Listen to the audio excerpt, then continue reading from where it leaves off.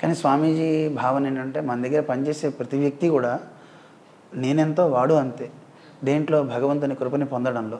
పొద్దున్న లేవగానే కాస్త కృష్ణారామ అనుకుంటే మిగతా రోజులో చేసిన పాపాలు పోతాయి, రోజులో మంచి చేయాలనే భావన వాడికి కలగాలి, వాడి మనస్సు ప్రశాంతంగా ఉండాలి అని రోజు పొద్దున్నే ప్రాతస్మరణీయమని మన సంప్రదాయంలో ప్రతిరోజు నిద్ర లేవగానే చేయాల్సిన కొన్ని రిచువల్స్ ఉన్నాయి. అంటే భగవంతుని ప్రార్థన, పొద్దున్న లేవగానే భూమిని తొక్కుతున్నాం, క్షమించమని భూమిని వేడుకోవటం. అది ఆగమంలో కూడా చాలా మనకు కనపడుతుంటాయి. ఒక చెట్టు ఆకు కొయ్యాలన్నా, పుట్టను తవ్వాలన్నా అక్కడ ప్రార్థన చేయమని చెప్తారు. తులసి కొయ్యాలన్నా సరే అక్కడ ప్రార్థన, దాని పర్మిషన్ తీసుకోవాలి. ఆఫ్టర్ ఆల్ ఒక ఇంటికి వెళ్తేనే వాడి కాలింగ్ బెల్ నొక్కేగానే లోపలికి వెళ్ళాం కదా, మరి పర్మిషన్ లేకుండా డోర్ తీసుకుని వెళ్ళకూడదు. అలాగా ఓ చెట్టు పుష్పం కొయ్యాలన్నా, ఆకులు కొయ్యాలన్నా, ఆఖరికి వేప పుల్ల విరవాలన్నా ఆ చెట్టు పర్మిషన్ తీసుకోవాలట. అది మన సంప్రదాయాలు చెప్తున్నాయి.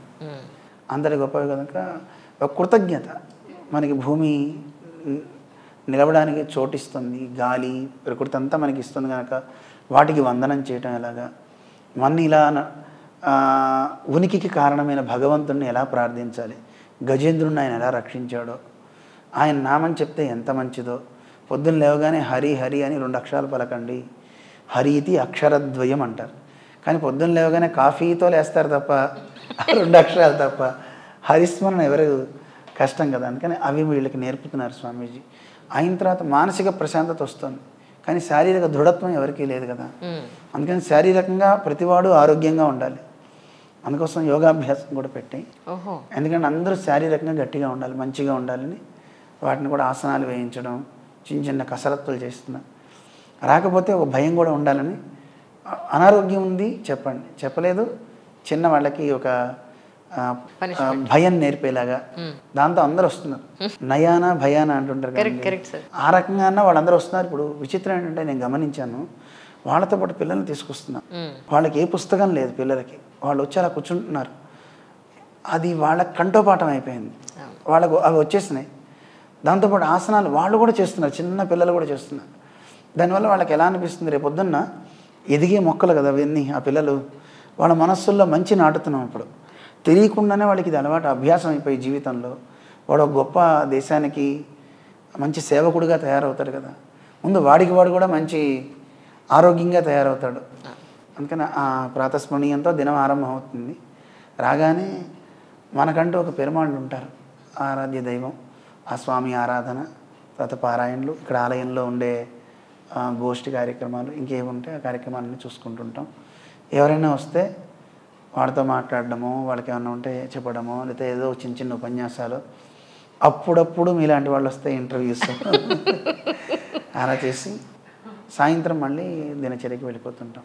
మళ్ళీ ఆరాధన కార్యక్రమాలు అలా ఉంటాయి. ఆహార నియమాలు ఏమైనా ఉంటాయండి? ఆహార నియమం ఉంటుందండి, ఏది పడితే అది ఎప్పుడు పడితే అప్పుడు తినకూడదు కదా. ఒక పూట భోజనం ఉంటుంది, సాయంత్రం ఏదైతే పలహారం పెరుమాళది ఇస్తారో అది తీసుకోవడం ఉంటుంది, జావ లాంటివి అలా ఉంటాయి. ఆహార నియమం ఉంటుంది. అంటే తినకూడని పదార్థాలు ఎప్పుడూ తినకూడదు కదా.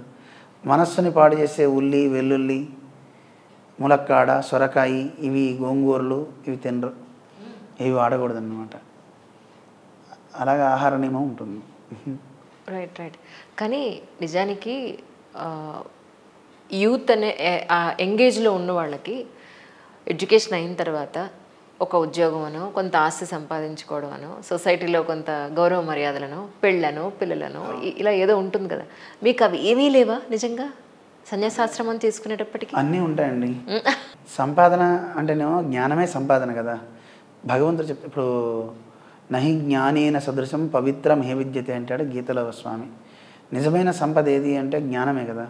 అపారమైన జ్ఞానాన్ని సంపాదిస్తే వాళ్ళు డబ్బు సంపాదించిన వాడికంటే గొప్పవాడే. ఇప్పుడు డబ్బు సంపాదిస్తే ఖర్చు పెడితే పోతుంది, కానీ నేను విద్య సంపాదించా, ఆ విద్యను ఎంతమందికి పంచినా నా విద్య పెరుగుతుందే తప్ప తరగదు కదా. క్షయే కృతే వర్ధత ఏవ విద్య, ఖర్చు పెట్టే కొద్దీ పెరిగేది మా డబ్బు. అందుకని దీని జ్ఞానాన్నే సముపార్జించేయమన్నారు. సంతానం అంటారా, సంతానం కూడా ఉంటుంది. ఎవరు? శిష్యులే సంతానం.